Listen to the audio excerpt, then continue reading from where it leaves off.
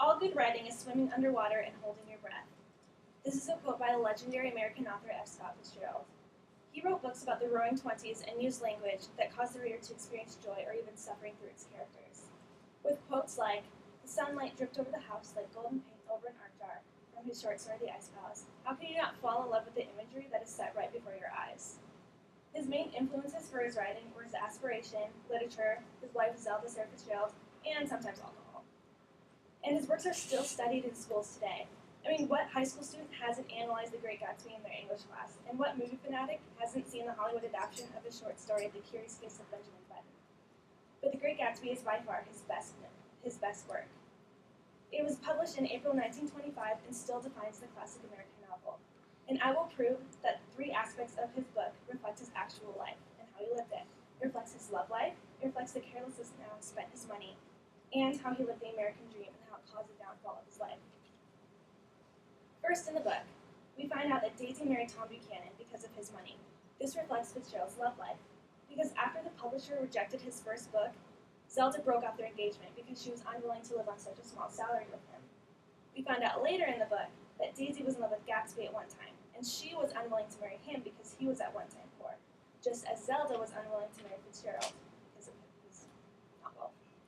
And then with the publication of his book, This Side of Paradise, it made him famous almost overnight, and then a week later, they got married. And just as Daisy was interested in Gatsby, she was suddenly interested in him again after she saw how wealthy he'd become. Keeping these points in mind, let's look at how this couple, who are only together because of their greed for money, live their lives carelessly in order to entertain themselves.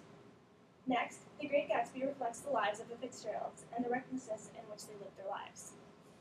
In a quote from The Great Gatsby, they were careless people, Tom and Daisy. They smashed up things and creatures and then retreated back into their money, or their best carelessness, or whatever it was that kept them together, and let other people clean up the mess they had made. Of course, Tom and Daisy could be substituted for F. Scott and Zelda, because in the book, Tom and Daisy's money allowed them to be careless with their actions, and in the way they treated others, because they could always run back to their money and their reputation. And just like the Fitzgeralds, they caused trouble in their own society. They splashed in public fountains, they rode on the hoods of taxis, they disrupted plays by laughing at all the sad parts, and were the entertainment at drunken parties. But still, they were praised. F. Scott and Zelda were the celebrity couple and were praised and ruled the 20s. The Great Gatsby reflects the Jazz Age, that the Fitzgeralds lived in, and he sort of helped create with his dramatic stories. He wrote about the flapper, and his wife Zelda, in fact, was a flapper herself.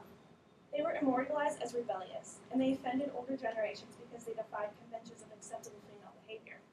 Because back then, women usually wore their hair long, but flappers wore it short and bobbed. And this revolutionized fashion and embodied the modern spirit of the Jazz Age. So now that we have seen what it takes to be a fashion-forward couple in the 1920s, let's look at how that eventually may lead to the destruction of one's life. Lastly, the Fitzgeralds lived the American dream. This was the main theme of the novel The Great Gatsby. They enjoyed fame and fortune, just like Tom and Daisy, and this reflected their lifestyle. The book describes the privileged lives of wealthy and aspiring socialites. Their lifestyle reflects that of Daisy Buchanan, who eventually downfalls from her extravagant lifestyle, because in the end she doesn't even get what she wants, happiness. And Gatsby, who eventually dies because of his choices, because he constantly threw parties to try and win Daisy back, just with his wealth. And then Zelda suffered several physical and mental breakdowns, and her mental illness left Fitzgerald hopelessly in debt, unable to write anymore, and estranged from his wife and only daughter, and incapacitated from excessive drinking from all the partying he had to keep up with. So we have seen every possible aspect of Fitzgerald's life through his most famous novel, The Great Gatsby. We learn that in reality, some people marry only for money, and then fun may be considered as having money to fall back on, and the American dream isn't all that it may seem to be. It may just be finding contentment. I believe that his life can be summed up in one quote from The Great Gatsby.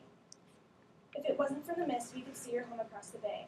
You always have a green light that burns all night at the end of your dock." This represents he was always looking at what he really wanted, and he tried every possible way to get there. But he found out that happiness is not in marrying for wealth, in rebelling against your society, or finding fame and fortune. And unfortunately, he found all of these and died feeling like a failure, and it proves that he lived the stories that he actually wrote. The next time you hear about The Great Gatsby, or you watch The Curious Case of Benjamin Button, you will know where these stories came from. They were not imagined from no inspiration at all, but they came from the Fitzgerald's actual life experience, heartache from when a loved one left, and realizing that the common dream of fame and fortune may not prove to be so rewarding.